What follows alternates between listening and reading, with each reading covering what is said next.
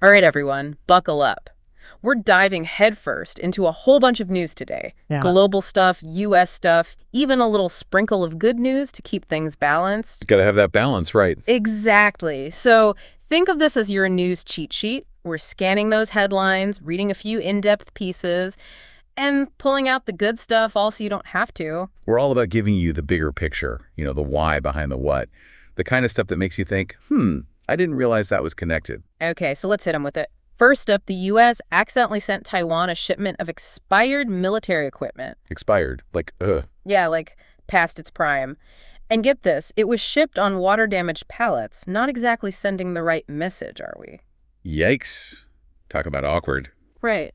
But on a more serious note, Zelensky claims Ukraine's got their victory plan like 90% figured out. What do you make of that? Bold statement. Yeah. It's got to be about boosting morale, right? Both at home and for their allies. But you got to wonder, is it a power play? Maybe a way to pressure certain international players. Interesting. Makes you think about those chess pieces being moved behind the scenes. Exactly. Oh, and one last headline before we dive deeper. Japan's elderly population just hit a record high.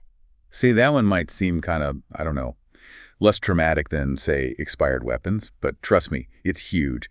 Japan's demographics, they're shifting big time. And it's going to have ripple effects. Global trade, elder care, you name it. Wow, I totally see what you mean about the bigger picture now. Okay, so Zelensky's victory plan, 90%, huh? What does that even mean in the middle of a global conflict like this? Right.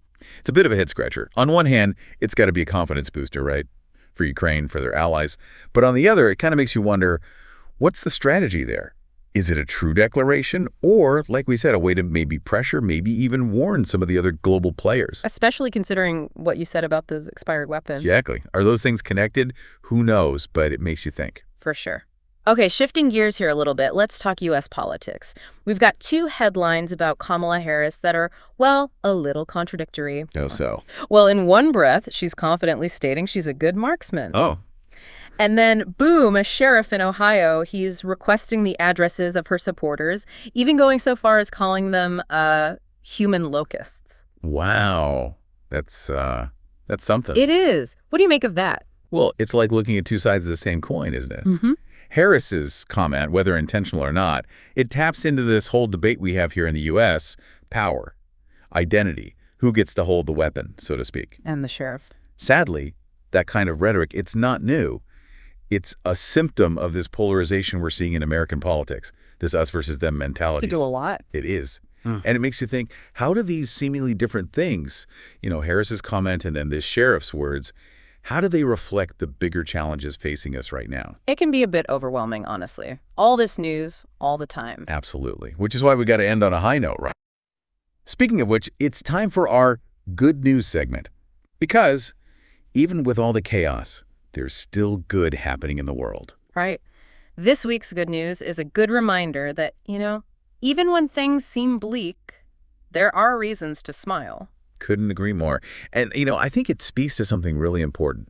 It's great to be informed, to know what's happening in the world, but we can't let ourselves get bogged down by negativity. We got to hold on to hope. We got to look for the good. Finding that balance, right? Exactly. So there you have it. From military mishaps to global power plays, from aging populations to the ever-shifting landscape of U.S. politics, we covered a lot of ground. And what's amazing is how, when you look at it all together, these seemingly unrelated events, they paint this really complex picture of the world. Yeah. A world that's constantly changing, where everything's interconnected. It really makes you think.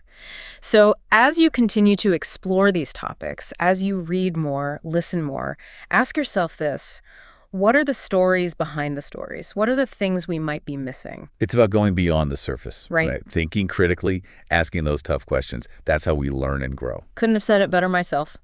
That's all the time we have for today's deep dive. Thanks for joining us, and until next time, keep those brains engaged, folks. Keep learning.